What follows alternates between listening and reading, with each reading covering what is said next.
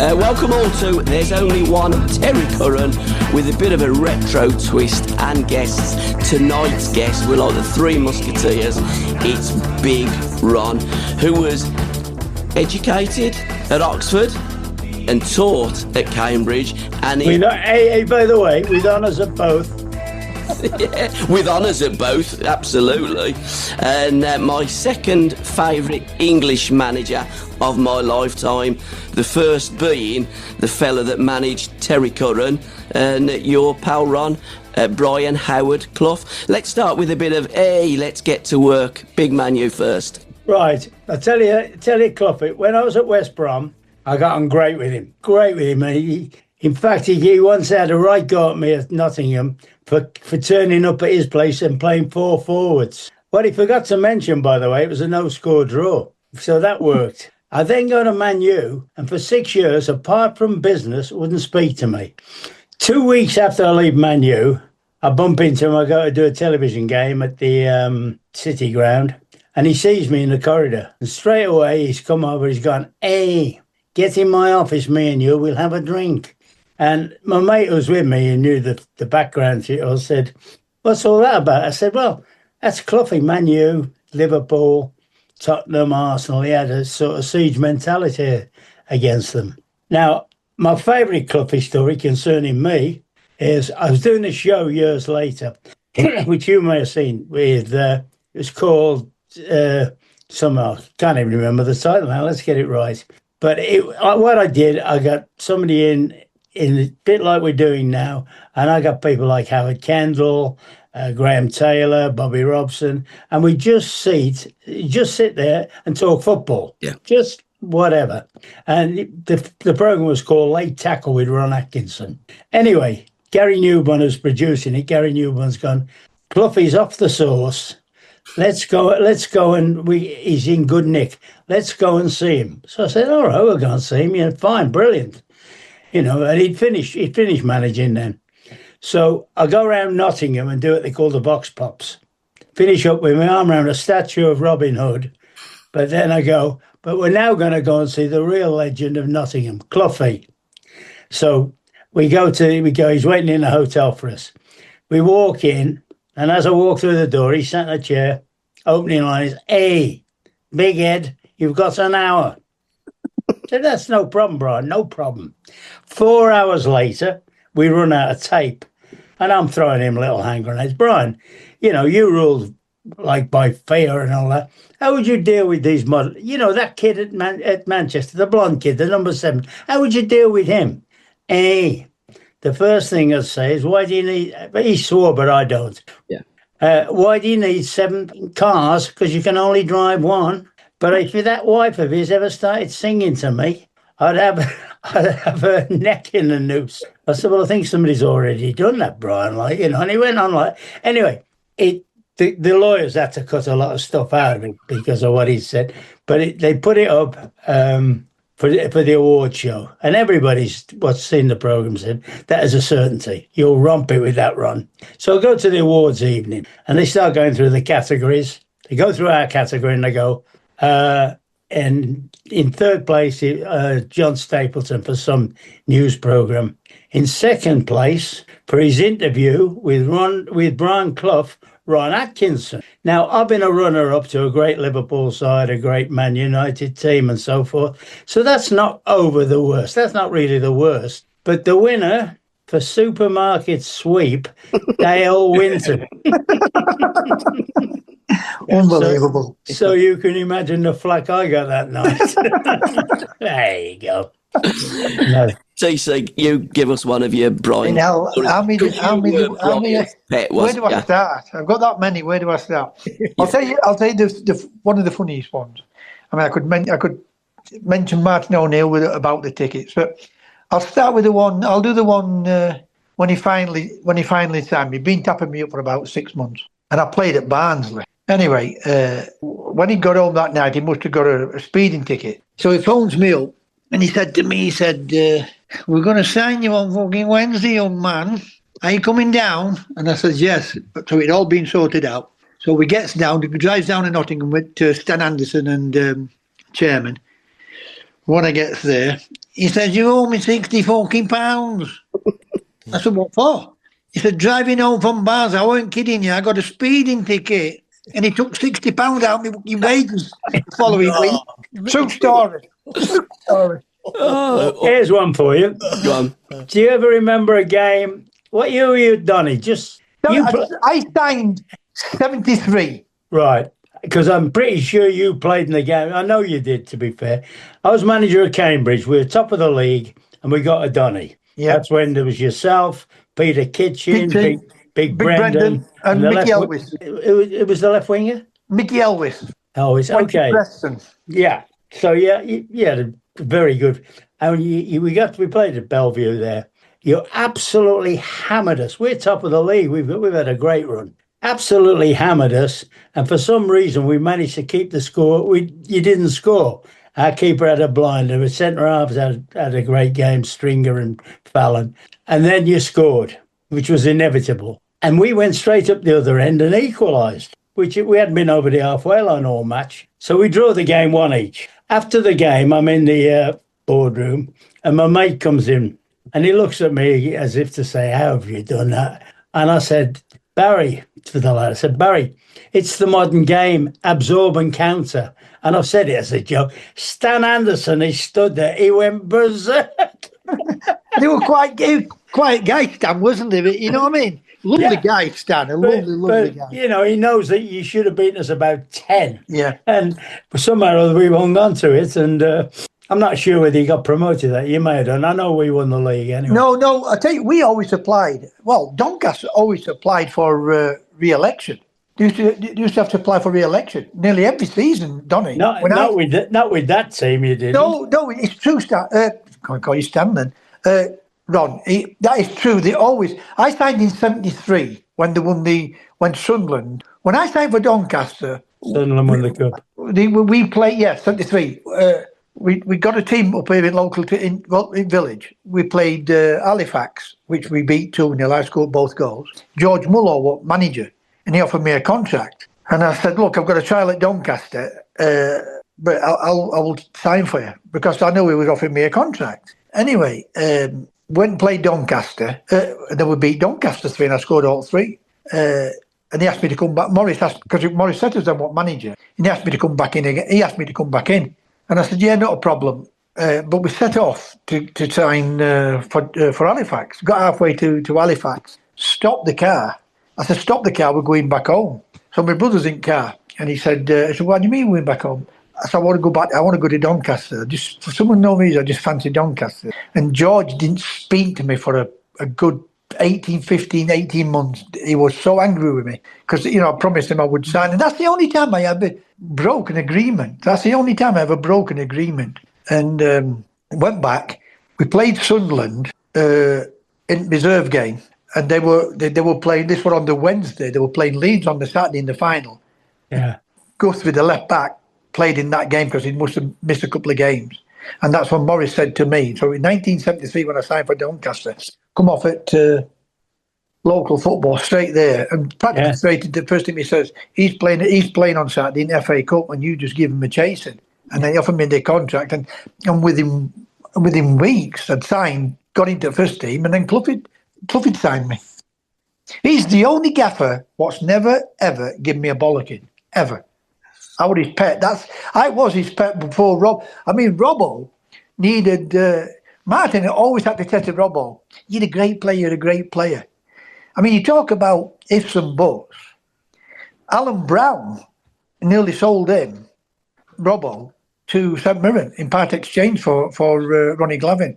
Could you imagine? Could you imagine how Robbo turned out? It's unbelievable, isn't it? When you think. I actually think he should open a school for wingers. They have goalkeeper. Well, he can't now, obviously. Yeah, great. But I like they have goalkeeping coaching schools. Yes. I always thought John Robertson, because of the way he played, he was an inside forward, really, playing on the wing. Yes. Now, when I've watched City over the last 3 years, I said, if I was Pep, and we can talk about Pep, but if I was Pep, one of the things I'd try and do is get a video of Forest and show it to Jack Grealish when Jack played, and he's not a left-sided player anyway. Jack Grealish should be a maverick. Yeah. He should play. They should say, "There's a football field. Go play in it. Do damage where you can." But he had him in that disciplined left-handed side, and he never played a ball round the corner. He never plays. If he received the ball in that left-hand spot 20 times, he get fouled 5 times, play inside 5 times, and the other 10 or whatever will be back to the left back. The game has changed, though, Ron. I didn't think the game had changed, but the more I look at it, it's definitely changed dramatically. It has, because you look at Jack when he was at Villa. I can remember him going on. In fact, I said to you, Gabby, he got on loan, and I said to Gabby, I've seen the kid here. He's gone to Notts County, and he looks brilliant. You know, but I tell you what, he was playing as a free spirit. Absolutely, he played in the middle. And he was invariably looking forward to pick passes through and play balls through. I'm going to ask. When he plays on that left hand side, for me, he's become a stopping off player. I'm going to ask you a question, because no doubt one of our greatest managers in this country, an English manager, without a question of a doubt. When you look at people like Jack Grealish, my head's telling me, people used to say to me, my head's telling me what to do and how to react to certain things, because you only react to how, when a ball comes to you, the opposition will either close you down quick or they'll stand off, or they'll try and send you inside. As a manager, Cloughie would always, him and Howard were the only two what said to me, go and play. Whereas Jack would say to me, stay on wing. Don't come off the wing. Stay on the wing. Yeah. You know, and then if I didn't come off it, he'd go ballistic. He'd have veins sticking out in his neck. And he said to me, you know, I said, why did you tell me to stay there? You know, because he wanted me to just do one thing. Whereas Cloughie would say to me, go and play, get the ball and go and take people on. And I would used to do the same. Now the others would want to tie me back down. Now as a top manager, how would you have managed Jack at Manchester City? Not at Villa, but at Manchester City. Well, if he's going to be in the team, he would have to be in as a central midfield player. And I know they've got, and to use an old-fashioned term, if you like, inside forward. Forward, yeah. Yeah. But they've got Bernardo Silva off one side, who's brilliant. And I'd be saying to Jack, I've always said that I tried hard over the years to sign Matthew Letizia from Southampton. Yeah. And I always remember one of my coaches saying, we don't want him on our staff. I said, I'll tell you what, the number of goals he scores and the number he creates, we can afford. You can't afford 10 of them. No, exactly. But you can afford one loose cannon and say, go on, there's a football field, go and affect the game. And that's, if you had somebody like that, if you got a straightforward, honest to goodness, competitive passer, tackler, or you play him in an orthodox way. But if you've got somebody, I tell you what's interesting as well. Whenever you were struggling, if you had that type of player, if you're ever losing a game, he's the one you'd want to have the ball. Yeah, exactly. Because that's not sticking up.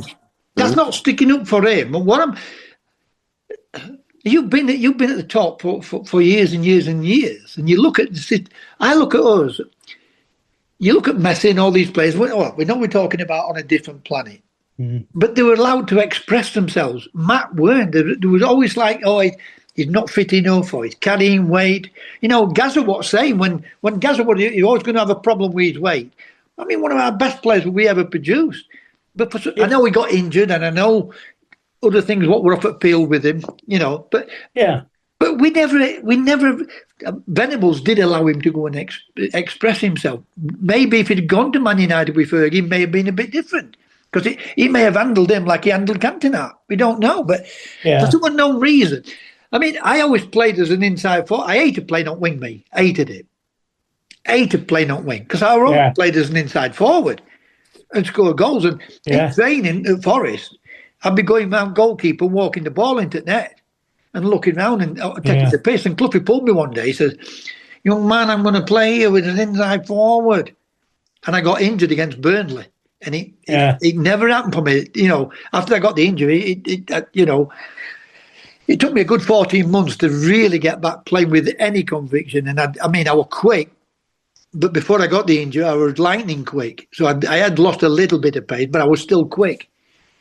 it just triggered me up on one of them about players you'd want affecting games. I can remember, and he was a good pal of mine. I learned a lot about coaching from John Bond. Bondy was a great coach. And when I was at Cambridge, he'd be at Norwich. And if I had a day off, I used to go and just watch him train. So I learned an awful lot of stuff from him. But I remember us playing Norwich, and he came to watch us. No, we weren't playing Norwich. We were playing somebody else, and he came to watch us play. And I remember after the game, we're having a drink in my office, and he said, I don't know how you tolerate that Peter Barnes and that Cyril Regis. They don't do this, they don't do that, they don't do this, they don't do that. I'm going, oh, yeah. Our next game coming up is against Norwich. And my team talk is, Robbo, get hold of him, smash him, you do that, you do that. By the way, you two, this manager says, I don't know how I tolerate you two. So maybe he's got a point, maybe, well. To wind people up. I mean, you're talking about two great players. Well, when you say on your day, if everything was going well for the team, because I said, funny, sorry, I said to Bondy that night before, I said, well, all you do, John, is next time you play us, don't mark him. And big Cyril particularly ripped him apart. And then he went, and Cyril was one of the best blokes you've ever met. So after he went up to Bondy, he said, yeah, don't know how he tolerates us then, man. And we beat him about 3 or 4, yeah. But, Gabby, you're going about with Cloughie, and without a question of a doubt, I mean, I look at players and they all say to me, we could never. I could understand what he was doing. He just get the ball down and play. It's a game, isn't it? If Ron was the best free kick taker in the club, it's oi, young man, get on the fucking ball, get off it, Curran, and let Atkinson take it. And that's what he would do. Just go and play football. And I mean, John McGovern really didn't like Cloughie, but Cloughie took him all over the place with him. And Martin and Robbo once said to me, he said, why does Cloughie keep picking him? I said, because he can do things that we can't do. How do you mean he can do things we can't do? Cloughie would say to John McGovern, and he would always captain the team, he would say to him, you can't play fucking football, young man. Get the ball and give it to Robertson or give it to Curran, who can. And when they lose it, get the ball back. Or you're coming off. And it just made things simple. Yeah. Everything was simple. If you're the best at that, then you would be on the ball. You know what? I can remember a top player went there, and he was Asa from Man City. Asa Hartford, unbelievable player. Yeah. And Asa, because Asa was left-sided, as soon as Asa received it, invariably he'd be looking forward. And he's always trying to play the centre forward in. And I know for a fact Cloughie got him out the door after about 3 games because he didn't get it and give it Robbo. Yeah. Yeah. But that's how he played. Yeah. That is how the gaffer would play. He said to Frank Clark. Yeah. Frank Clark, I remember playing up at Newcastle with Donny in a League Cup. Frank scored his only goal for Newcastle. Can you imagine what it was like up there when Frank had scored? It went ballistic. You thought they'd won the FA Cup or League Cup, whatever it was. I can't remember which one it was. The League Cup, that was. Yeah. And he, when he signed Frank, he used to say to Frank, I haven't brought you here to play fucking football. Get the ball and give it to Robertson who can. And that's all he would say to him. Hey, I've got another Cloughie one. It's just, things have just come back now. I'm at West Brom, and like I say, we had a good side at West Brom. It's very good side. And it was always us, and we always had great matches with Forest. In fact, we broke when they had 42 games unbeaten, and we beat them in the 6th round of the Cup, which ended their run. But this is another time. We played at the City Ground, first of all, and it was the visitors' dugout then might as well have been in the Trent. It was that far. It was nearly behind the bottom goal. And it was a dump. So we played them. They beat us 2-1. Remy Moses scored for us. They get Trevor Francis. I'm trying to think of his name, Remy Moses, today. Yeah. So they beat us 2-1. So a bit later on, it comes towards Christmas time. They're playing at the Hawthorns coming back here. Now, our grandstand, where the dressing room side is, had been half built. They were building a new grandstand. Yes. And they'd only built half to the halfway line, and they put they built my sort of dugout situation there, and they put a temporary one there, right on the halfway line. So I've gone in on them, and it's hammering it down with rain. It's bucketing down with rain. And I've gone in before the game on the Saturday morning. I've said to the grounds, come here, kid, see that? Go and stick it in that corner, right in the corner. And it's hammering down with rain. And all there are on that side of the pitch are JCBs, tractors and everything. And there's mud tracks and all that. Anyway, they come out, Cloughie and Taylor. And they get an absolute... And we beat them 2-1. Robbo backheeled one in the net, scored the winner. So I'm waiting there nice and dry, got booted and suited like in there, trudging up through. I said, well done, lads. All right down there, isn't it? Like, because we're in the first game at their place, when I started to say, and that's totally out of order, that dugout down there, Peter Taylor started, Peter used to chew his lip as if he was chewing gum. Yeah, it's there for a purpose, Ron. So when they've come up in this game at our place, I go, it's all right in that corner, and it doing behave itself. But and that's the reason. You remember when I went to Forest as manager, and I got in the wrong dugout. Yeah, I can remember. Yeah, but you know what that was about? Because I've just flown back from Barbados that night. I had a clue where I was. I'm walking up, giving it all that. Like I've walked up there. And I see a dugout. Now, I'd only ever known one dugout on the halfway line, which was the home team's. Yeah. So I've got in there, haven't I? And then when I look up and see Thierry Henry and Patrick Vieira and Nelson Vivash in there, I've gone, how the bloody hell are we bottom of the league with these, Well, the dugout at Forest is right up near the Trent end. Well, that's what it was. That's what I'm on about. That's where I had the thingy with Cloughie. Yeah, exactly. And so, I mean, it was way back for the opposition coaches and managers, and whereas the Cloughie would have a wooden one put near the half.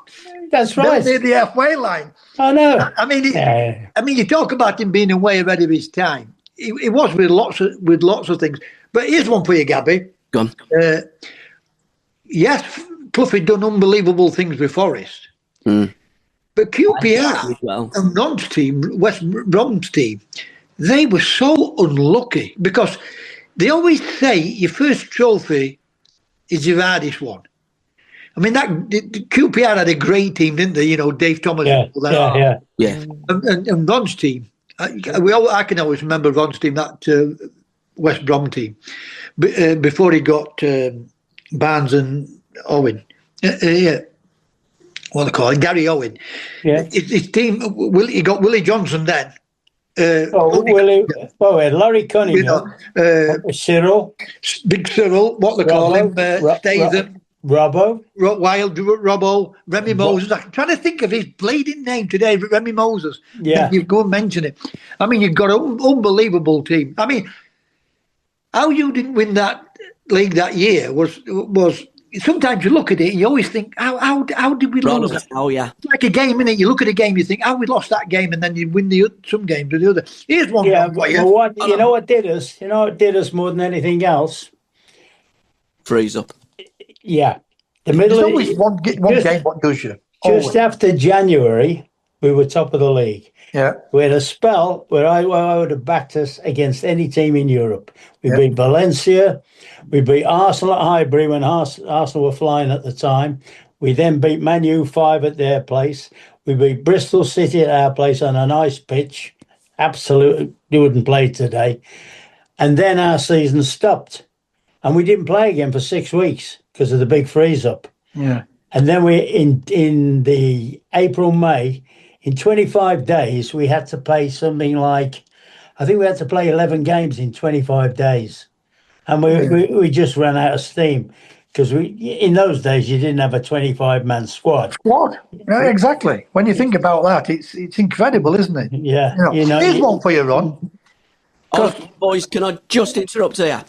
Go on. This is a phenomenal book. It's called Attack, Attack, and it's the story of West Bromwich Albion in the 1978-79 season. And I think you're right, boys. Big Ron's Albion team were one of the best teams that I certainly have seen in my time of watching and loving football. They played with a swagger. They were certainly the kings of the Midlands. They were certainly the kings of England, really, and could have gone on and been the kings of Europe. Albion were that good under Big Ron. If they win the league, we may have seen them do what Forest did. It's only if some, but here's one for Ron. Here's one for Ron. He gets out of Man United. Now, there was a lot of talk back then. I mean, I got the injury, and I can remember the doc had been tapping me up to go and play for them.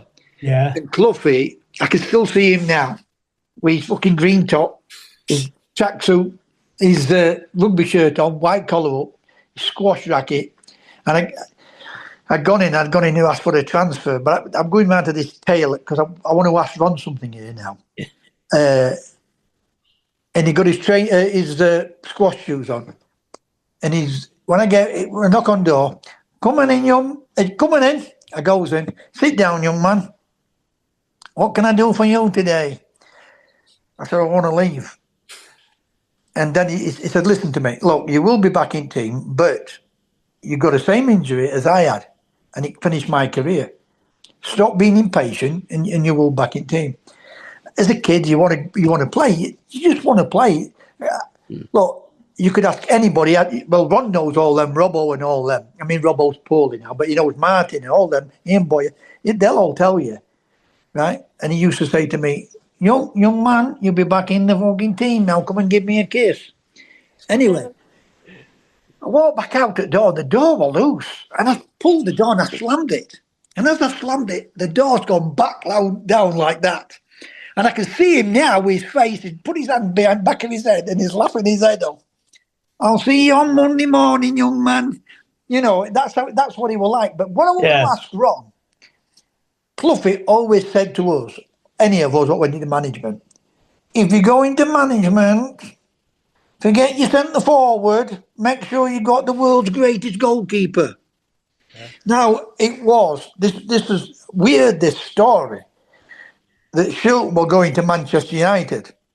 And I think if Ron had signed Pete, now, what according to form was, and it's only rumours, you can't, Big Ron's there, he's the one that will tell us whether he could have signed Schultz or not. I'll tell you the story. But how did Man United not give Schultz more than what Forest gave him? Because the story on that one, let me tell you the story on that one.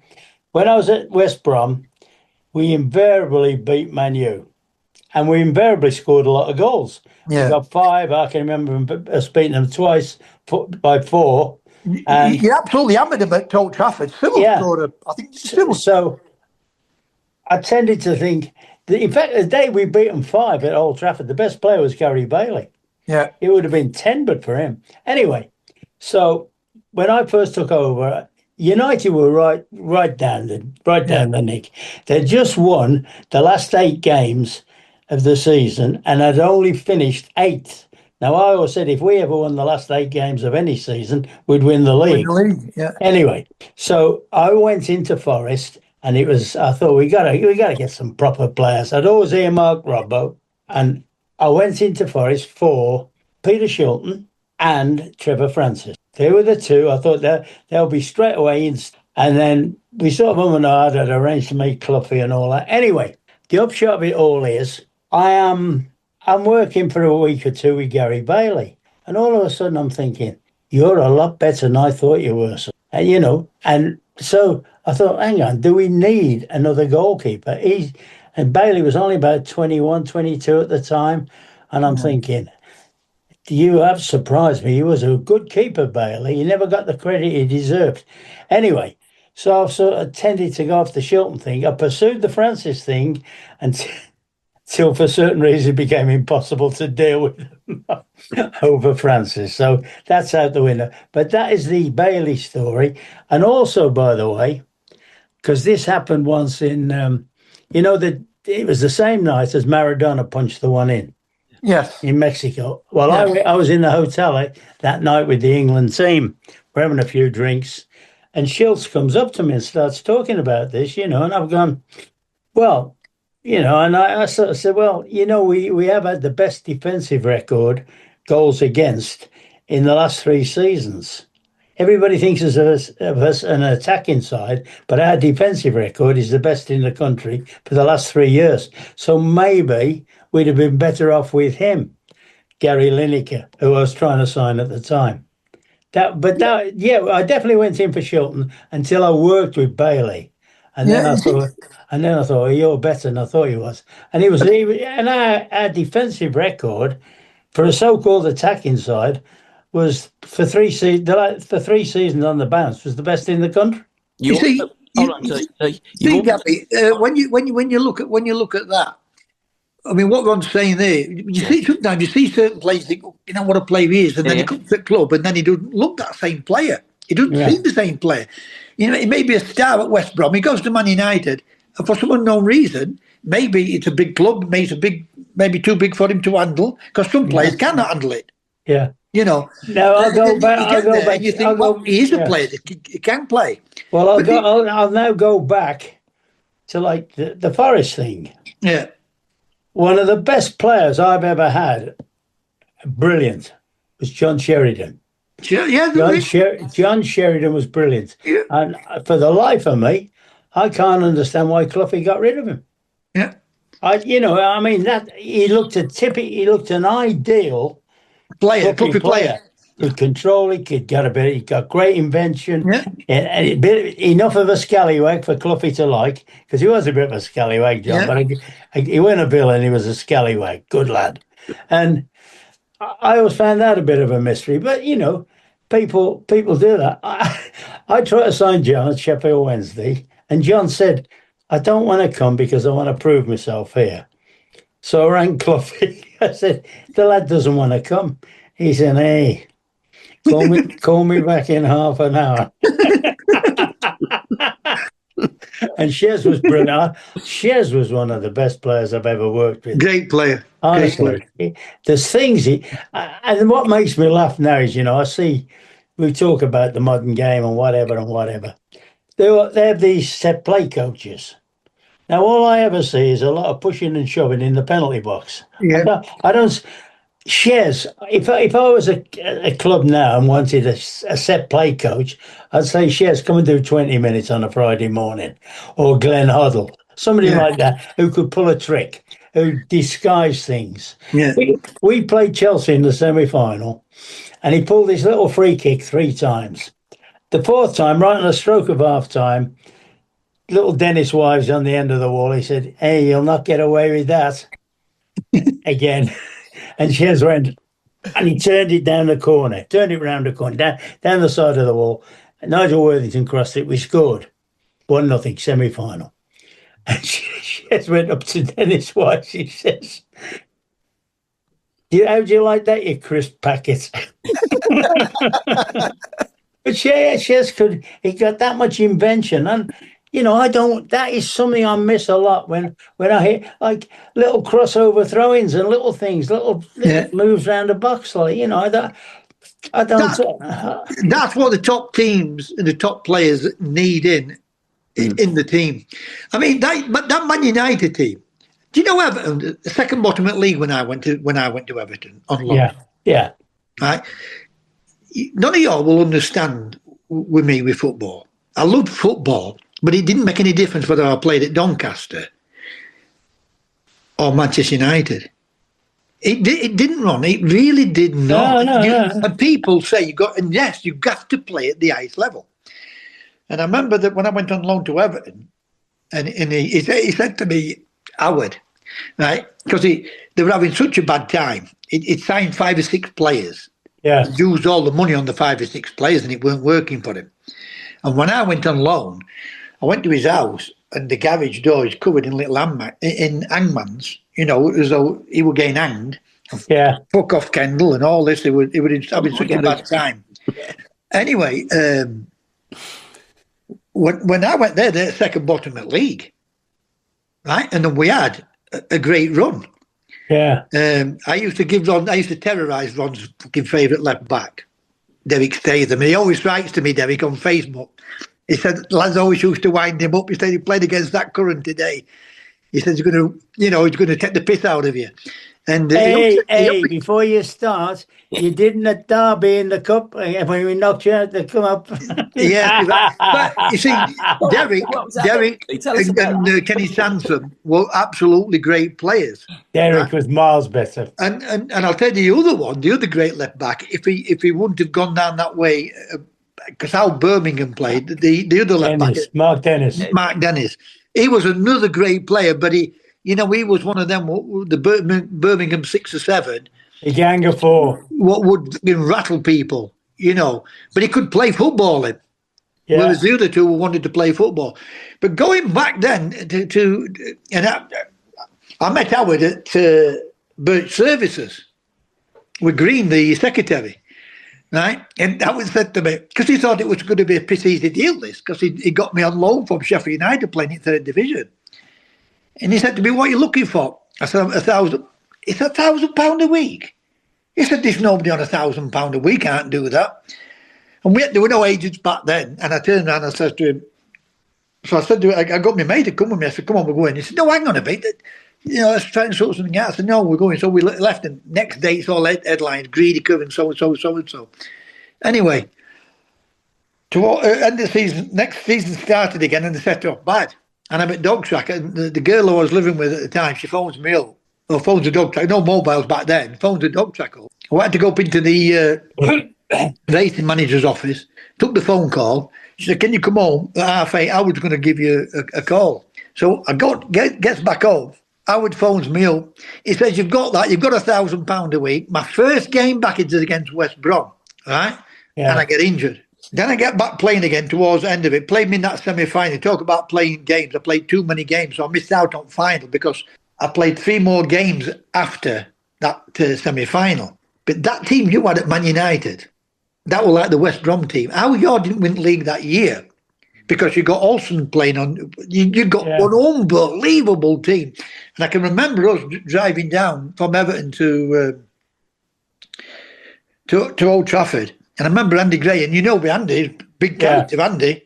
I mean, when we got him, when he would walk with a limp which took him halfway up the air when he was walking. So he'd done great for us. But even Andy, we were on that coach, and I remember Andy, I'll never forget this, Andy saying, we've got to get a point here. I said, forget Man United. But that's how I was. Yeah. I didn't give a damn. I respect all players. Yeah. And your great Liverpool team, they won everything. But when you're playing against them, you cannot let them see that you feel in fear. I said, forget Man United, we can beat these. And we finished up drawing with you. You all went 1-0 up. I think also missed a penalty that day and all. Yeah. But that was some other. I mean, you missed out on winning the title again that year. Yeah. Man United. I'd say there's a little story there, by the way, about Andy. I tried to sign Andy at Man U when I first went there. Right. Andy was at Wolves, and they'd go in bump. And it just so happened that the fella that was handling the thing crisis at Wolves happened to be my accountant. And so I said to Roger, mate, I said, look, how much can if I wanted Andy Gray, and I wanted him at the time as a bit part player, somebody, come on and galvanise. Well, I think that's what I would want to do for at the time. Yeah.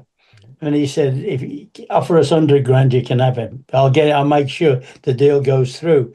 And we took it, and Andy was going up for treatment to Manchester every week to Freddie Griffiths, I think the physio was. And so we rang Freddie. He said, what's the state of Andy's legs? Can you guarantee me he'll play 100 games in 3 years? He said, I can't guarantee he'll play 6. So we didn't go after him after that. He never trained on. No, I know that. What a player he turned out. I still have him down. When I'm asked to pick my best ever Villa team, he's always my centre forward. Yeah. Him and Jerry Hitchens are always the front two. And I took him as assistant manager with me to the Villa. Yeah. Yes, he did. That's right. Yeah. No, and he was good. He'd have been a good manager, Andy, if he hadn't gone. Obviously the television was another avenue for him. So yeah. But Ron doesn't remember this, and I can't. And it always baffles me this because, and this is true, Gabby. Regardless what Ron says, and he's got a memory like I don't know what. He's got an encyclopedia member of every player, everything, anything about football. He's a legend. What is he now? 80, 81, whatever he is? 37. Still sharp as a whip. With a bit of interest. He remembers Norman Wynn, yes, Ron? Yeah, Norman, yeah, people. Right. So I get a phone call. And what had happened, I was playing at Sheffield United. I played Stoke in FA Cup. Ron was there that night. Arsenal were there that night. Don Howard was manager. And Howard had come. Right? Norman Wynn phoned me up and said, look, Ron wants to sign you. But Arsenal had come in, and I think that what they were trying to do, they would up the money for everything. Because it was Reg. Porterfield didn't buy me. It was Reg what bought me, took me to Sheffield United. And he said, if it's not done for this certain Saturday, we're signing Arthur Graham. And I said to Ron about this. He said, well, I can't remember. Which I find strange because Norman Wynn, Ron knew really well. And Norman Wynn had phoned me up and said to me, look, you're going to have to go in and ask for a move. So you might have won league that year, Ron. Instead of me going to Everton, you might have won league. He also nearly bought or tried to buy Butch as well, didn't you, Ron? Well, that if I've got any regrets, and I have not too many, very few regrets, if any. But the two deals, which would have Man United would have, I'm sure, Gary Lineker lined up, agreed for 600 grand from Leicester. So he was going to come, and Terry Butcher for 750 grand from Ipswich. And I might have when I went to the board meeting, particularly about Butcher, they were trying to fob around it. And the chairman said, well, we really need the money for the museum. And I sort of said, well, next time we're away from home and we're one down and we got a corner, send the museum up for it to try and head it home. Butcher was in it, even after the World Cup, the night before that board meeting, by the way, Butcher and rang me from America because he'd played for Europe used to play a game against South America, a charity game. That's right, after the World Cup. And he's rooming with Strachan. Strack made the call. Strack said, Gaffer, we've got the big man here. We're having fish and chips. When are you going to sign him? And I was going to the board meeting next day, and I said, it'll be done tomorrow. I'm pretty sure. I was convinced. And then it got, there was certain things came out of that board meeting. I knew then my time was up. Yeah. I knew. Listen, Ron goes on about that, and Ron had got the greatest centre half. I'll stop you. Let me stop you there. Go on. This is the next line, because I said, I don't care who's manager of this football club. And I went through every name, Terry, Graham Taylor, Howard. I mentioned Fergie because I knew Fergie had been tapped. And I went, no manager's going to come to this club and complain for the next 5 years having McGrath and Butcher as centre halves. I'm going to say McGrath is the great. If he's injury now, I didn't play with him. I played against him, and I'll never forget the first time I played against. I'm not quite sure whether we played in a benefit match at Bramall Lane or it was a reserve match. But McGrath was 18, and I remember coming off. In fact, I'm late in Bath, and I said to one of the players, "I've just seen the best centre half in England ever." Yeah, I'd seen Morrow, but I mean, he got everything. He got the pace where Morrow hadn't got the pace. I've always said the only centre half I've seen better than him. I've seen others as good, but the only centre half I've ever seen better than him was probably John Charles. Yeah, well, I never saw John Charles. No, John Charles was the best ever centre half of all time, and one of the three best centre forwards. Yeah, well, I played with two. I played with two as good as anybody in the country, which were Todd and McFarland. Yeah, at Derby, they were so, but he was only 18 at the time, And what threw me off, Tony Kenworthy come in, he said, listen, you better go up home. I said, what for? He said, your wife's at home. I said, what do you mean my wife's at home? None of them knew I was married. I've been living with a girl, and my wife and her in-laws were at the house. Right? And when I walked in, so the wife there, the girlfriend's there, and the in-laws are there. And they all started screaming at the same time. I said to him, you're going to sort it out between... Why was that? Did you not offer them a cup of tea or anything? Did you know Fraz?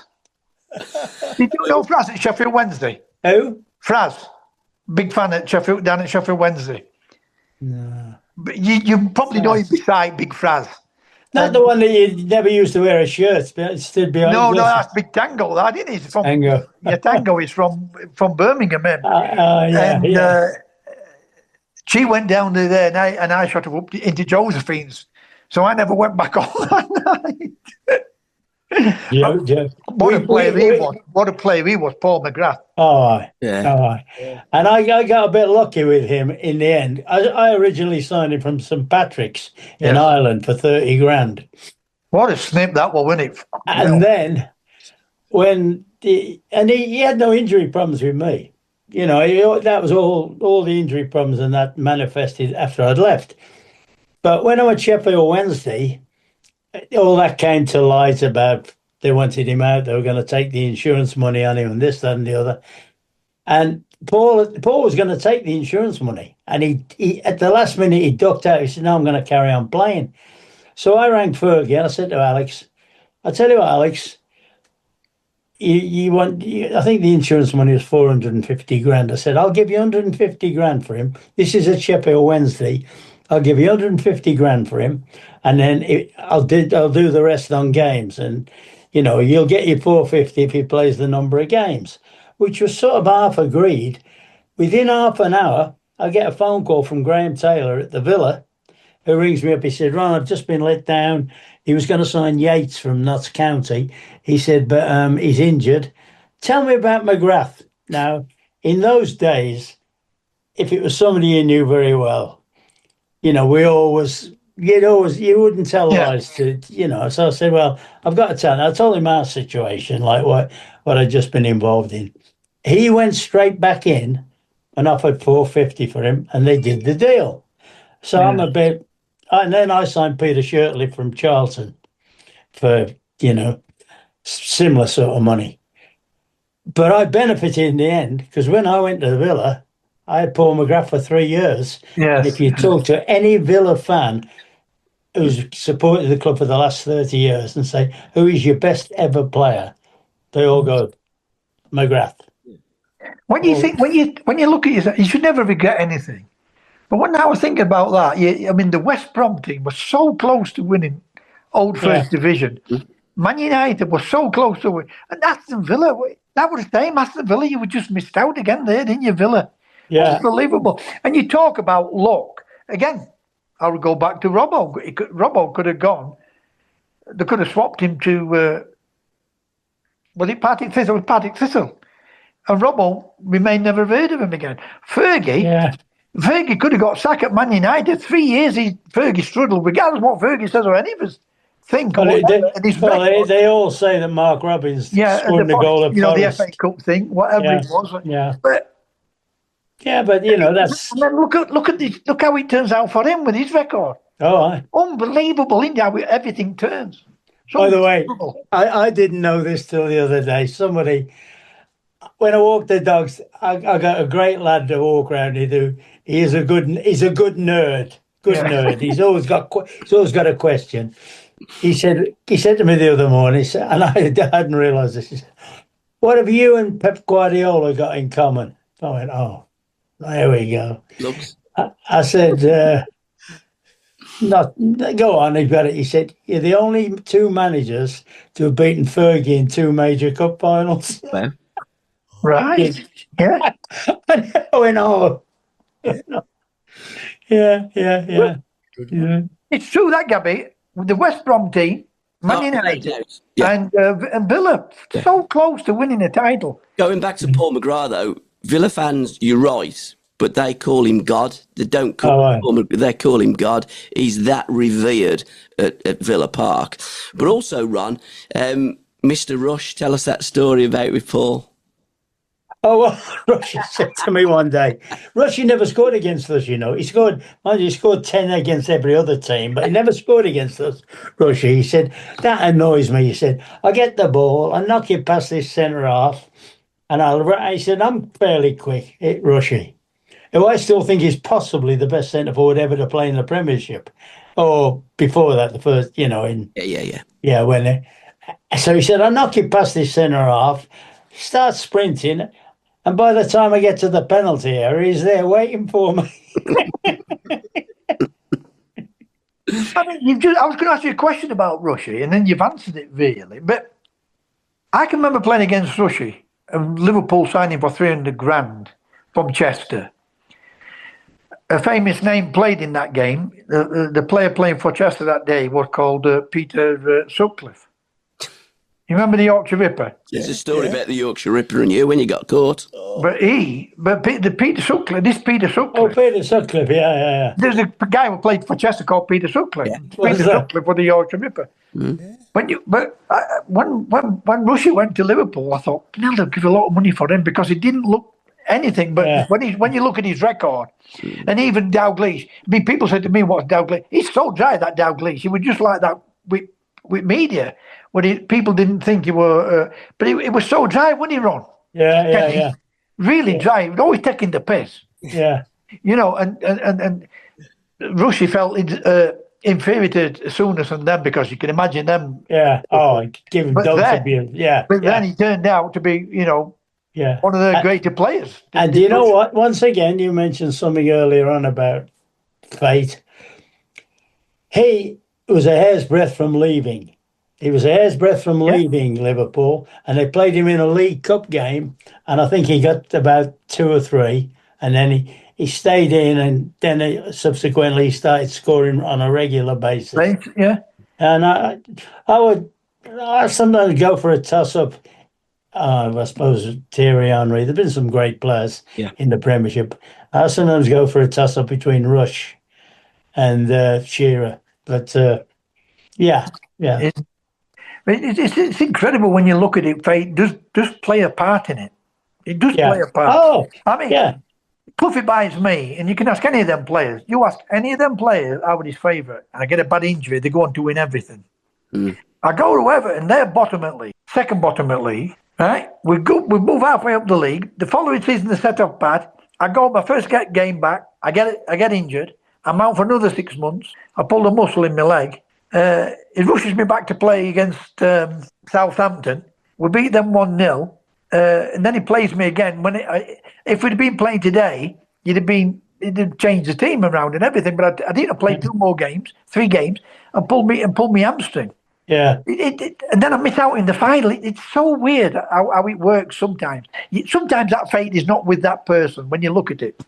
Absolutely. You look at some people and you think, it could have gone against Fergie. And He was under pressure at the time. Yeah. And look how it turned out for him. It's incredible, isn't it, how it works sometimes. Question here for Ron. What was you doing, Ron? 12th of September, 1970. 12th of September. 22,346 fans were watching you. Marking Trevor Francis. Bang on, well done, big man. Right. Marking Trevor Francis on his home debut. Yeah. Really? And on his full debut. Yeah, it was home, yeah. And he only had one kick. Keep telling him, was an equaliser, like. You were lucky. You didn't play in that game when you scored the 4 goals then. That was the week after. He didn't get 4 kicks. But I'll tell you a funny story, Gabby, of that match. Yeah. At the end, because I've never ever lost the game at St Andrews. Never. And I used to have some laughs with it because a lot of my mates are blue noses, like kids I play golf with and all that. And I said, I've had more bonuses here than you lot used to get, like, and all that. Anyway, so we're playing at St Andrews, and the railway end, isn't it? That end there, the railway end. Yeah. So they've got a corner. Blues have got a corner, and there's this little lad. What's his name? Centre forward, play for Blues. I'm trying to think of his name. I think they got him from Brentford. I think little lad anyway. So they're all jostling, and there's obviously no VAR or anything. All of a sudden, he's trying to jostle our keeper, Big Mickey Kearns. All of a sudden, he's on the floor with the little kid. I know what's happened. Kearns has whacked him, hasn't he? So all of a sudden, big Roger Hind comes pounding down the pitch, and I'm going, oh, no. So I've stepped in between, and I'm going, Roger. And he comes right up to me. I'm going, Roger. He's gone, Ron, I have to come. The crowd expect it. And he turned and ran off. Big Roger, yeah. His teeth out. Probably. I mean, he was a hard player, wasn't he, Roger? Nephew of Bill Shankly. He's a beast. Yeah, Roger Hind, Garth. They used to call him Garth. Well, he was manager at Motherwell, later on. Yeah. We were going up to play. It's just West Brom. We were going up to play there used to be a pre-season tournament at Ibrox, the 10 and Caledonian, which was 2 games, nice little weekend home. But on the way, Roger's got a testimonial for somebody. He, as I say, he said, would you some relation? I think it's John Walker's cousin or something, this player was. And he says to me, he rings me up, Ron, you're coming up to Ibrox. Would you fancy dropping off at Motherwell, say Thursday, and playing us in a testimonial? I said, all right, we'll do that, Roger. So we're on the way up. We stop. The boys are all getting ready for the game, like this is West Brom. And all of a sudden, Roger comes in. Have you got your runners? I went, what's he talking about? We got our runners. He said, for the race, I was talking about the race beforehand because Roger was right into that fitness thing, sleeping on bed and nails and all that. And they'd just been, they did one of them tours of Sweden where you play 2 games a day and win both 25-0, And he'd actually said, we're going to take the ascendancy away from Rangers and Celtic. It's our time, Anyway, so he gets this race organised before the game, and I'm going, Willie Johnson, who I just brought back from the World Cup thing. Willie, Scottish, go on. My ankle gaffer, I said, just run 25 yards. It was Laurie Cunningham, and Big Cyril. Okay. He put in Willie Pettigrew. I remember him, yeah. Willie Pettigrew, yeah. Willie Pettigrew. Peter Marianello. Ooh, yeah. Yeah. And I've got, so they set off the length of the pitch. It's about 15,000 already in the stadium. By the time they get to the halfway line, Willie's packed in. Laurie's just jogging nicely. Cyril's on the halfway line, so far ahead, he stops and turns around and has a look. And then they start, Willie Pettigrew, and Marinello had a running action, where his shoulder used to pump and they're trying to get up to Cyril. And it was he's gone into the telephone kiosk, and he's done 3 spins, turns, woof, and he's off like Flynn. I'm not kidding you. They don't get within 15 yards of him, the big man, because then he was rapid and powerful. So anyway, Big Cyril. Yeah. Yeah. So then we play the game, and he's nominating them all for Roger, that they're going to be the next big thing in Scotland. We beat them 8-0. So after the game, Roger, full marks to him. He's come in, he's gone, he said, that Regis, our lads they got back in the dressing room before the match. He said, that did us. We couldn't believe what he was like. I said, yeah, but why didn't you mark Ali Browne and Tony Browne? Because one scored 4, the other scored 3. Why didn't you sign him for Man United, Ron? Cyril. Big Cyril. There is a story there, no? Let's have it, Ron. I'll tell you the story. Originally, there was all hell let loose when I signed Remy and... Yeah. And I'm looking at Cyril, and I thought, anyhow, if I go anywhere near, there'll be a lynch mob out. So, but then a few years later, he went to Coventry. Coventry, yeah. Now, I went to watch Coventry play, and I've gone, he's the best player they've got still, Cyril. A little bit later on, my physio, Jim McGregor at United, he was a very good on diagnosis. He's come in, he said, you got to get Alan Brazil's back's going to go in the next 12 months. You got to get him out the building. So I've gone to Don Mackay was manager at Coventry, and I said, I tell you what, if you fancy Regis, do we do a swap? You have Brazil if you want, and I'll do a straight swap if you want. And he was going to do it. Cyril was injured, and he got a hematoma on his knee, and he'd had a few of those, and you thought, oh no, perhaps not. And what I did then, because we knew we had to get Alan out the building, because Terry Gibson was in the middle of a bit of a purple patch. He just scored 4 against Liverpool or something. Little Terry Gibson, Yeah, so what I did, I took Terry in a swap deal for Brazil, but but the original deal was for Cyril. And if Cyril hadn't been injured, because when I went to Villa, people forget, when I went to the Villa, Cyril was my first signing. Well, when you looked at that Ipswich team, Brazil did great for them. And he did struggle at United. We know he got his back injury, but for someone, I'll tell you, was another one. Gary Birtles at Forest. Unbelievable at Forest. Birtles was a good player. But once again, it did all right for me, you know. You know, did you sign him, Ron? No, he was there. And he never scored a goal. But when I got there, in the season I had him, he scored me 15 goals. Alan Brazil scored 15 goals from about something like 25 games. Brazil at Ipswich, what a great player at Ipswich. Well, a great player. Yeah, but the reason why, because I got Arnold Muren and I knew about the link up with them two. Them two, yeah. Tyson and Muren. Yeah, but what went against him a lot was I probably shouldn't have done it. I should have made him sub for the first game. I left Big Norman out the side, and Norman was like Norman Whiteside was a massive hero for the fans. Yeah. Local big Irish kid. And I probably should have put Norman on the bench to start with. So put Alan on the bench straight away. So straight away, because Norman's out the side, there's a little bit of an anti-feel against Brazil. But he did score a few goals for us. And where he was a bit unlucky as well, the week before the cup final, I'll tell you how it was the same day as the Bradford Fire. Fire, yeah. We played at QPR, beat QPR 3-1. And he scored 2 in that game, and would probably have felt that he was going to be on the cup final thing.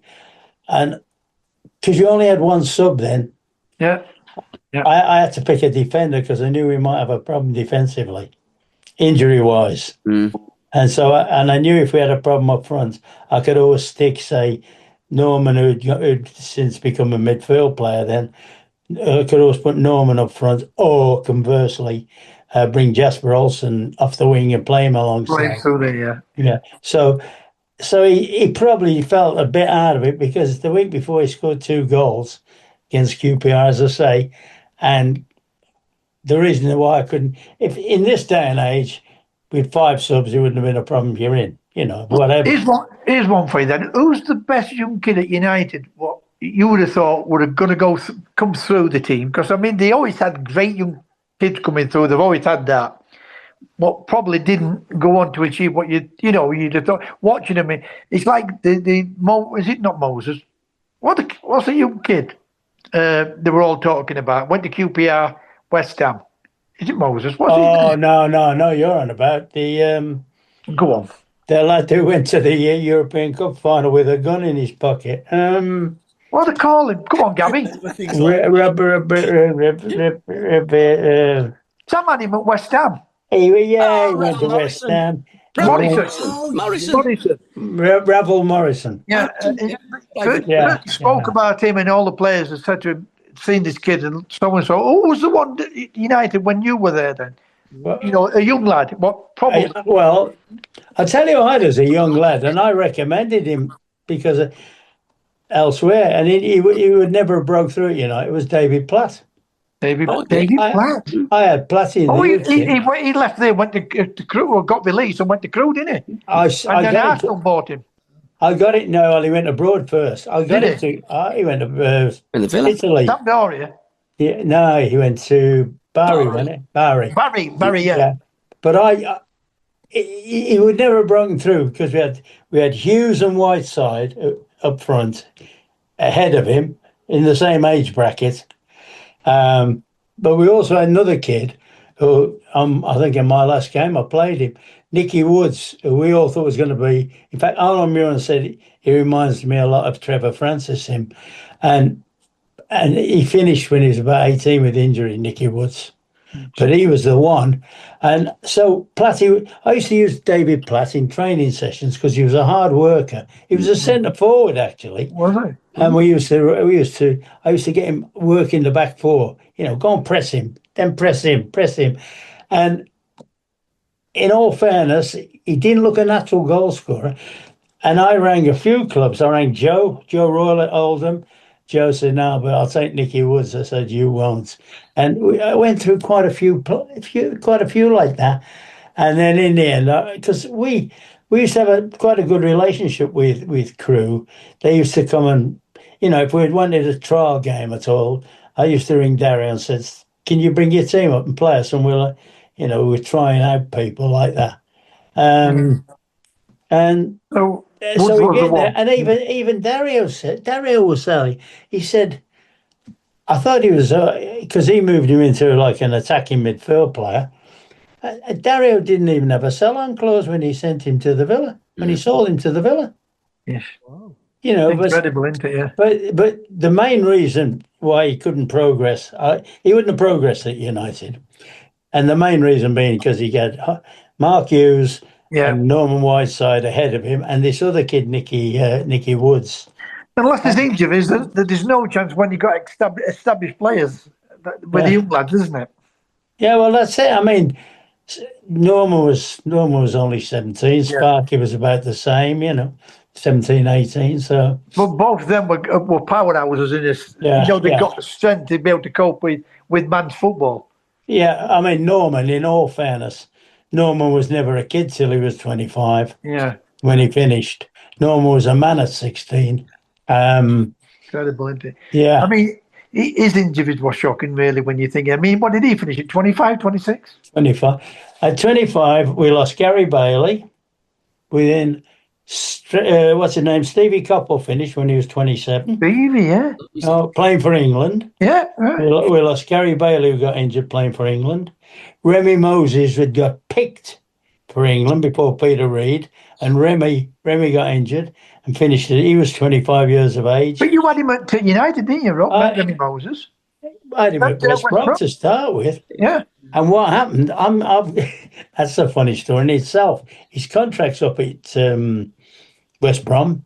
I'm at the hotel late at night trying to negotiate for Frank Stapleton to come with us. I got Frank locked in a room with his agent. Well, when his agent, he had a solicitor in, and we're desperate to sell him desperate to sign him because we know Liverpool want to buy him. And in fact, I got Mickey Browne, my number 2, to stay outside the room all night so he couldn't come out the room and shoot off to Anfield. And there's a knock on the door. I opened the door, it's little Remy Moses. Gaffer, I've come, I want to sign for you. I've gone, get in my office, not my office, there, get the keys, get in that room, I'll see you in a bit. And it gets to about 2:00 in the morning, and we call it a draw there. We think we've got the Stapleton deal agreed, pretty sure we have. And then I go back to my room, and I'm absolutely cream-crackered, like I said, a little man, go on, yeah, I'll sign you. Go on up it, Didn't even ask his terms. He said, okay, I know you look after me, and cleared off. Then came back, and he was a terrific little player. Yeah. Little Remy was like, and he wouldn't. Hard going on, wasn't he? He could look. I tell you who loved him, Souness. Souness loved him. He said, that little so-and-so, he said, I got the utmost respect for him because Remy on the field was a tiger. He'd be screaming at everybody and shouting and all. Off the pitch, you never heard. We went on an American tour. I don't remember him speaking to anybody off the field, but on the field, he was like a tiger. You might not like what I'm going to say to you this about Souness. If he wouldn't have been as dirty as he was, and he was some fucking player, him, wasn't he? Oh, it's a great player. Great player. But he would go over top to pitch, and I don't mean that in a nasty way. Oh, it's aggressive. If he would have got that, he could still have that aggression. But he went over at top. I mean, Do you know what? He was one of the best midfield players in the world, but instead of being talked about being a dirty bugger, well, he could have gone up there with Falcao and all them. Him for me, he would have done. He got everything. He could mix in anybody's company. He is an all-time great. Yeah. Without a question of a doubt. We had a great record against Liverpool. In my time, I think we played them about 13 times and lost 3 times. But we had a spell where our midfield was Remy, Robbo, Norman, and Arnold Muren. That was our 4. Quality. And I used to say before we go to Anfield, or they come to our place, and I used to say, no, sorry, Remy, Norman was playing up front then. It was Remy,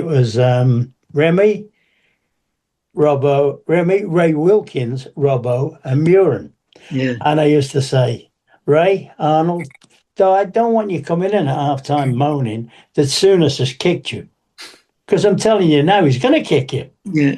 So don't come in telling me he's kicked you. I know he's going to kick you. But see, them two, they'll kick him. Don't worry about that. He'll have his work cut out looking after them two. And it was, in fact, the number of games, I think I've seen where Suey has actually said it.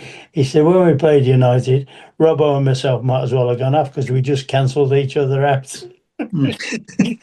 Well, I'm going to thank you, Ron, for winning the League Cup for my team, because that's the team who I supported. Wednesday. My name isn't Terry. I've got a brother called Terry. Have you? Right? Yeah.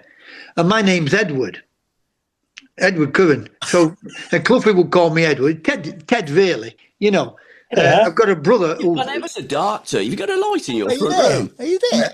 No, well, I'll put light on. I'll put the light on. Hang on. There you go. There you go. I'll put the light on.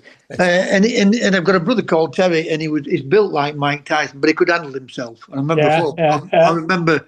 4 policemen coming to the house, and he put all 4 out. And I just broke into the team at Doncaster. And when you broke into the team back in those days, you play 5 or 6 games, and then you come out. Yeah. And then when you went back in, you would stay in. If you came out, that would it. You'd finished. You'd be moving on. Yeah. Anyway, I come out of the team. I think we were playing Peterborough. I went in the following day because we didn't play. I went in, and Art Evans come flying past me. And Morris, it's the same size as Morris, but it's a little bit stockier than Morris. And he picked Morris up by his throat. And we've never spoke from that day to this day. We've never spoke. Haven't you? And Morris said to me, he got Morris by his throat, and he said to Morris, if he's not fucking playing on Saturday, I'll kill you. And Morris says either he goes or you go. And we've never spoke from that day when I was 18. Are you and your brother or your mum? No, but I love Morris. Morris knew I was a Sheffield Wednesday fan, so he knew, he knew he could get me to go to Sheffield Wednesday. Yeah. And then I see the kid what's at Dortmund, his dad had gone into and I'm thinking, just reminded, but my brother growed up Morris, and you know what? Morris could handle himself a little bit. He could, Morris. It shows you things were happening in football to you and what have you. Have we got a Billy Whitehurst story? Sorry? We've got a Billy Whitehurst story as well. Well, I know, but I'll tell you about Billy. I know Billy well. And you talk about, by the way, he could fight him, by the way. I'm being serious. I know. Anyway, I got this job at Mosley, and Sammy McElroy altering the manager's job. And I said to Sam, what's team like? And he said, I've taken half at players with me, Terry. So I took Billy and his mate, Dave, I'm trying to think of his surname now, and a couple of more players, and we got beat 4-0. And I weren't one of them who go ranting and raving about players, because to keep getting on to players, you think to yourself. So I said to this centre half, why would you try that? And so he said something back to me. Fucking Billy. Billy picked him up. And I can't say no to Billy. I'm telling you, he's twice the size of me. And I'm thinking he's going to fucking kill him. So after the game, I went to chairman. I said to chairman, we got beat 4-0. I went to chairman. I said, I've finished it. He said, why? I said, no, just leave it. But Billy, great lad, absolutely great lad. He's one of them. If anybody said out to me, Big Brendan Callaghan was saying, if anybody was saying, if I'd have played at Man United with them, and Robbo would have said out to me, them two, I'd have fucking killed him. That's how they looked after me. They're unbelievable. But Big You know Billy's a what? strong lad. You'll have come up against Billy Ron, wouldn't you? In your team. I actually played with Billy in some sort of charity. I got on well with him. Yeah. But I'll tell you the story I was told about him was, and I'll tell you who tells it, Dean Sanders. Yeah. When Dean was at Oxford, Billy was at Oxford, and apparently Maurice Evans, the manager, who was a nice, quiet, lovely man, Maurice, he'd taken over from Jim Smith when Jim moved. And one day, he's going to leave Billy out. He's left it. And he goes in the dressing room, Billy, before the game, and sees his shirt's not there and his boots ain't there. The number 9 shirt, sorry, because they didn't have the names then too much. And he's gone. The kids are going to put the shirt. He said, "Do not touch that. Do not touch that." And Morris walks in, and Morris is a lovely man, Morris was. And he's gone. Maurice Evans, this is, and he's gone. What's he doing with my shirt? And Maurice Evans apparently has gone. Well, I don't care. He's playing, and slams the door and runs off. Unbelievable character, Gabby, Billy. Unbelievable. Hey, and then he left, and Big Mick Hartford, who was a good player, Mick. Yeah. He comes in. But he could handle himself in, couldn't he? Well, that's it. I'm going to say, yeah. When you think about that, Mick Hartford, I'll tell you what, he once hit me, that Noel Blake. Yeah. He was a beast. I'm watching Bally win World Cup 11 years of age.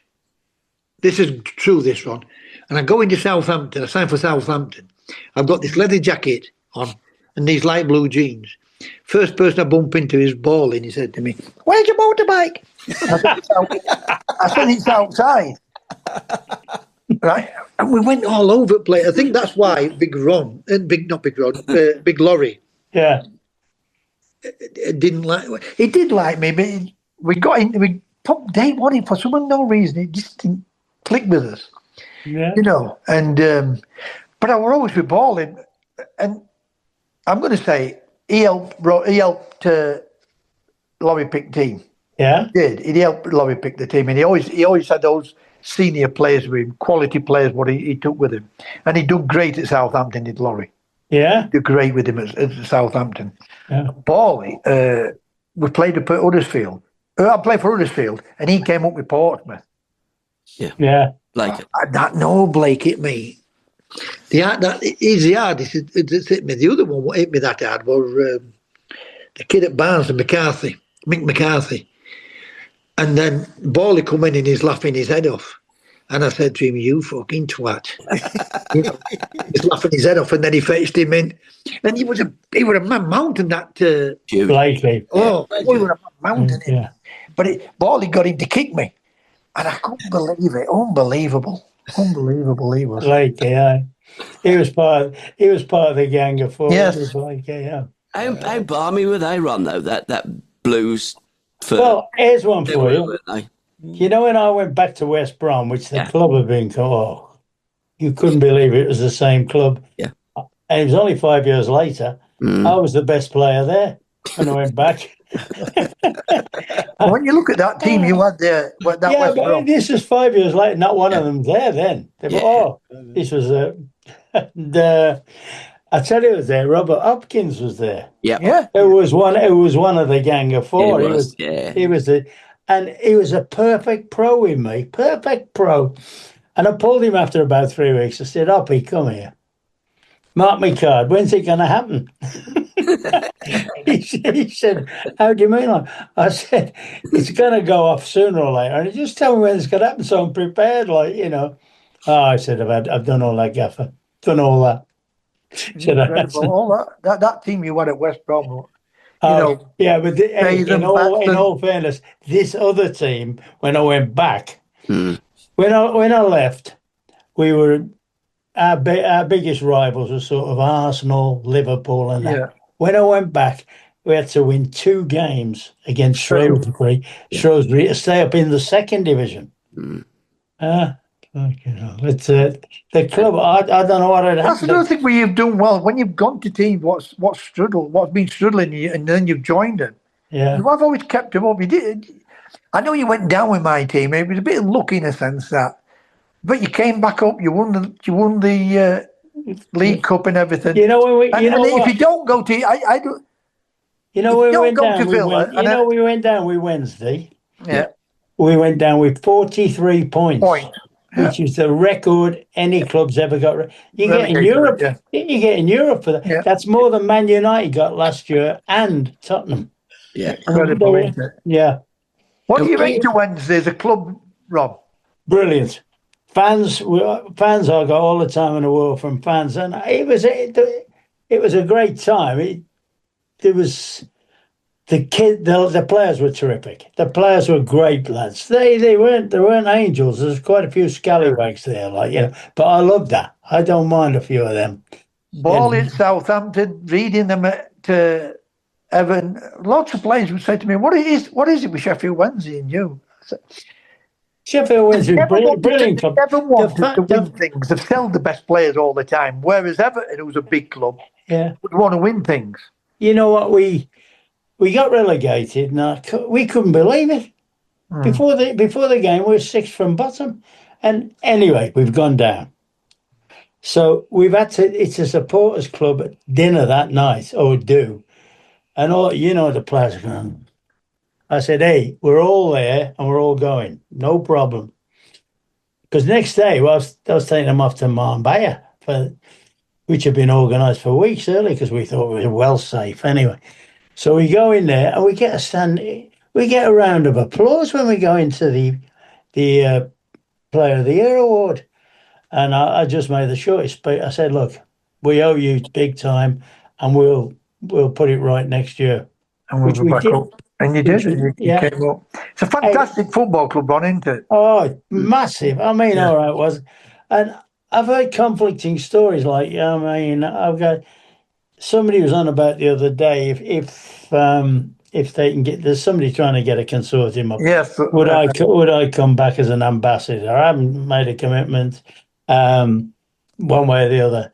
But then I talked to somebody in the know, because obviously the chairman's coming for a load of sticking, the owner or whoever he is. And they said, hang on a bit, you do know he's put 200 million into the club. Yeah, but you know as well as I do, Ron, they put that in and they take that money out. And he's covered. I don't know. I mean, from a distance, you look and think that club's been badly run. Yes. You're right. He has put money in. And they've been a bit unlucky not to go up when he first came in. Yeah. But there comes a time when you think to yourself, hang on a bit, and I don't give a damn whether it were Ron or whether it were Cloughie. There's a time to say, right, it's not working here for me, I'll move on. Yeah, but you see what I was told? I mean, I would have taken exactly the same point of view until I had this conversation with somebody that is in the know. Who was in fact, the person that told me, I was amazed how supportive he was and he got no right to be supportive of him. And he said, what happened? The crowd started abusing his family. And that's when and himself. And that's when he got the needle and just sort of took a back, pulled. Well, I've been told from somebody now, and I do know plenty of people that went. Yeah. Right, and you'll always feed little bits back to certain people, like yourself. Yeah. And they tell me he took 12 million quid out not long ago. Did he really? Yeah. Now, somewhere at the back of my mind, I might be a million miles off here. Did somebody tell me, was his son director of football? Was he making the deals or something like that? Because I think somebody close to him, somebody in his family, something like that, were making the. So I've got that at the back of my mind that somewhere, because if they've spent that much, they've spent it on mediocrity. Mediocrity. You know as well as I do, when in your day, you made the decisions on money on players. Yeah. There's a lot of it now. They just bring them in, don't they? Oh, right. Get out and handle it and handle that. You've got that's your player, whether you like him or not. Yeah. And that's not going to work, is it? With a manager. Yeah. No. That manager just might not like that player. No, I was talking to Gordon Strachan, and Strack said, to be fair, if you went into management now, me, he said you'd last 15 minutes. I said, what? Is that if I was late coming in or something? I don't know you as a manager because I've never played under you. But coming across you and your teams that you've been at, would Cloughie handle it today? I don't know, he wouldn't. But I think you would because you go with the times, with it, how the times has changed. People said to me, I would try and play the way how Cloughie wanted to play football, but I wouldn't try and copy him as a manager because every generation's a different generation. You can't talk to certain people how you could do it back in our day. What? I've also said that about several ex-Forest players. They've gone into management and they've all tried. Cloughie was unique. Unique, yes. Unique. He was a one-off. Martin did try and copy me now. I wouldn't attempt to do what he did. In fact, it would go again. I think that's balmy.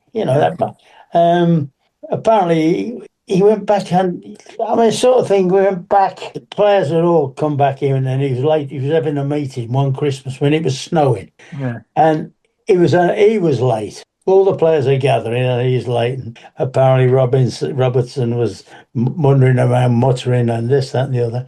And apparently, he walks in, and the first thing he said, before you start and all start muttering, have you fed the birds today?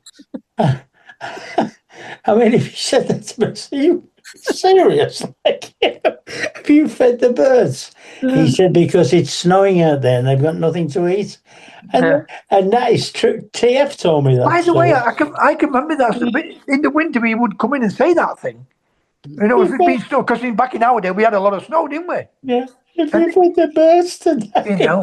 Unbelievable he was. But he got that order about him, Oh. I mean, people going about fear, but he got that order about him, But you know what? In all fairness, I'll tell you now, when I loved him. But I could never stop laughing at him. Because you know what? I always thought he was Mikey Howard. You remember he used to Yeah. Well, you stuck him on it.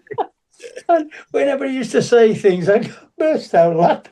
But he didn't realise how funny he was. I know. He did not realise how funny he was because he'd come out with some things and you think to yourself, whereas a lot of players would look at it and they were like fearful of him. Me and Larry Lloyd weren't. Yeah. I mean, Larry Lloyd hated because you knew when he put that up, that little finger, that finger and thumb, and he put that circle there and he'd go like that. He'd never do it to Larry Lloyd, and he used to fucking hate it. He did. He'd do it to Kenny Burns all the time just to wind Larry Lloyd up, But a lot of them all were fearful of him. I think a lot of that was as well the fact that I think when he was at Derby and he just finished at Hartlepool and he moved to Derby, I think he was very much, from what I can gather, very much a tracksuit manager that went out and did this, that, and the other. Yeah. Then as he progressed, the Leeds thing and Brighton was, when he moved on, I think the aura went with him. This thing.